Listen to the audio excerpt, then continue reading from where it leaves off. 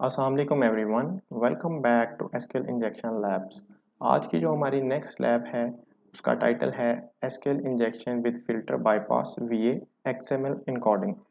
आज की जो हमारी वल्नरेबिलिटी है वो हमारे पास स्टॉक चेक के फीचर में है और अटैकर इस वल्नरेबिलिटी को एक्सप्लॉइट करके क्या कर सकता है, तो अटैकर जो है वो डेटाबेस में से यूज़र के टेबल में से यूज़र नेम एंड पासवर्ड को रिट्रीव करवा सकता है। And to solve the lab, हमारी जो लैब को सॉल्व करने का गोल है वो ये है कि हमें एज एन एडमिनिस्ट्रेटर यूज़र जो है वो अपने अकाउंट में लॉग इन करना है, तो हमारी लैब जो है वो सॉल्व हो जाएगी। तो स्टार्ट करते हैं आज की लैब को। मेक श्योर कर लें कि आपकी ट्रैफिक जो है वो वर्ब के थ्रू पास हो रही है। फॉक्सी प्रॉक्सी को इनेबल कर लें, देन एक्सेस द लैब। हमारे पास फ्रंट पेज आ चुका है हमारी लैब का। हम किसी एक फर्स्ट प्रोडक्ट को जो है वो ओपन कर लेते हैं। जैसे ही हम प्रोडक्ट को ओपन करेंगे हमारे पास यहाँ पे प्रोडक्ट के अगेंस्ट जो रिक्वेस्ट जनरेट हुई है वो आ जाएगी। तो अगर तो हम रियल सिनेरियो में डील कर रहे हो तो हमें हर रिक्वेस्ट को जो है वो ऑब्जर्व करना पड़ता है, उसको एग्जामिन करना पड़ता है वेदर इट इज़ वल्नरेबल और नॉट। लेकिन जैसा कि हमारे पास एक चीज़ क्लियर है कि जो हमारी रिक्वेस्ट है, स्टॉक चेक की जो हमारी रिक्वेस्ट है, हमें इस चीज़ की क्लैरिटी है कि हमारी वल्नरेबिलिटी जो है वो इस रिक्वेस्ट में है। तो हम इस पे क्लिक करेंगे और प्रोडक्ट के स्टॉक की रिक्वेस्ट में जाएंगे। तो इसको हम रिपीटर में सेंड करते हैं ताकि इस पे फर्दर एनालिसिस और हम टेस्टिंग परफॉर्म कर सकें। अगर हम इस रिक्वेस्ट को सेंड करें तो हमारे पास क्या रिस्पॉन्स आता है, हमारे पास 200 का रिस्पॉन्स है और हमारे पास डाटा है और हमारे पास प्रोडक्ट की इंफॉर्मेशन है कि हमारे पास इस प्रोडक्ट के अगेंस्ट कितने यूनिट अवेलेबल हैं। लाइक हमारी प्रोडक्ट का आईडी 1 है, स्टोर आईडी 1 है और हमारी इस प्रोडक्ट के स्टॉक में कितना जो है वो यूनिट अवेलेबल है, तो हमारे पास 799 यूनिट अवेलेबल है।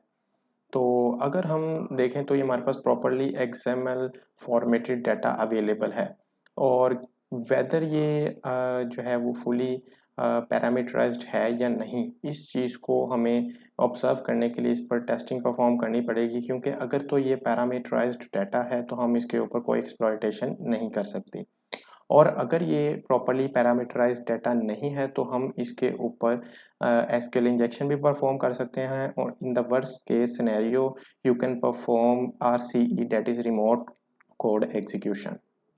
तो इस चीज़ को चेक करने के लिए कि वेदर ये पैरामीटराइज्ड है प्रॉपरली और यहाँ पे कोई अटैक परफॉर्म हो सकता है कि नहीं, हम यहाँ पे एक कॉमन जो है वो एसक्यूएल क्यूरी जो है उसको इंजेक्ट करने की कोशिश करते हैं और देखते हैं कि हमारे पास क्या रिजल्ट आता है।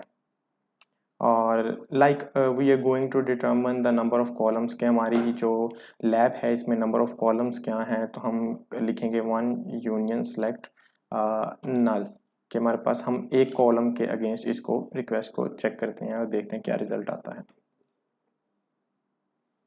और आप यहाँ देख सकते हैं कि हमारे पास एक पॉपअप आया है कि अटैक डिटेक्टेड, मींस के हमारे पास यहाँ पे वेबसाइट के अंदर जो है वो एक वेब एप्लीकेशन फायरवॉल एनेबल्ड है जिसने हमारी इस एसक्यूएल इंजेक्शन की क्यूरी को जो है ब्लॉक कर दिया है।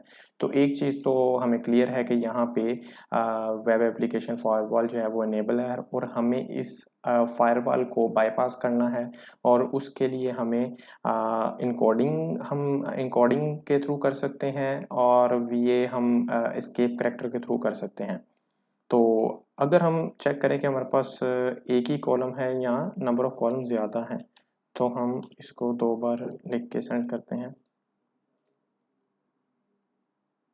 तो अगेन अभी फ़िलहाल तो हमारे पास यहाँ पे अटैक डिटेक्टेड की जो है वो वार्निंग आ रही है। तो आगे फर्दर इसको टेस्ट करते हैं।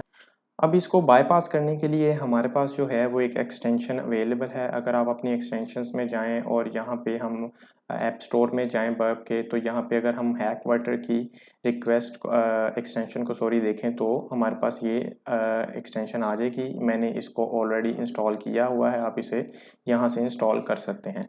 तो ये जो एक्सटेंशन है बेसिकली इसका क्या रोल है, अगर हम इसको यहाँ पे चेक करें तो इसका बेसिकली ये रोल है कि हम इसके थ्रू जो है अपनी रिक्वेस्ट को इनकोड कर सकते हैं, अपने जो क्यूरी है उसको इनकोड कर सकते हैं। उसके लिए जब हम इसे इंस्टॉल कर लेंगे तो हम ऐसे अपनी क्यूरी को सिलेक्ट करके यहाँ पे एक्सटेंशंस के टैब में आएंगे, यहाँ पे hack water and then we want to encode it. So हम इसे इनकोड करेंगे। अब हम इसे इनकोड किस में करना चाहते हैं, हम इसे हेक्स एंटिटीज में अगर लेट्स सपोज इनकोड करते हैं तो देखते हैं कि क्या हमारे पास ये अब टैग डिटेक्टेड की वार्निंग आती है या नहीं।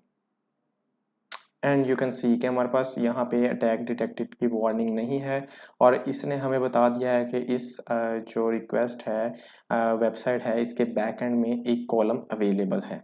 और अगर हम इसमें एक और कॉलम ऐड करें, ठीक है, तो क्या हमारे पास रिजल्ट आता है, आप देख सकते हैं 0 यूनिट्स मीन्स के हमारे पास जो है वो एक सिंगल कॉलम अवेलेबल है, हमारे पास दो कॉलम नहीं अवेलेबल। और जैसे ही हम सिंगल के थ्रू चेक करेंगे तो हमारे पास ये रिस्पॉन्स रिसीव हो जाएगा। हम अपने नोट्स की तरफ चलते हैं और देखते हैं कि हमारे पास इसके अगेंस्ट क्या वल्नरेबल क्यूरी है।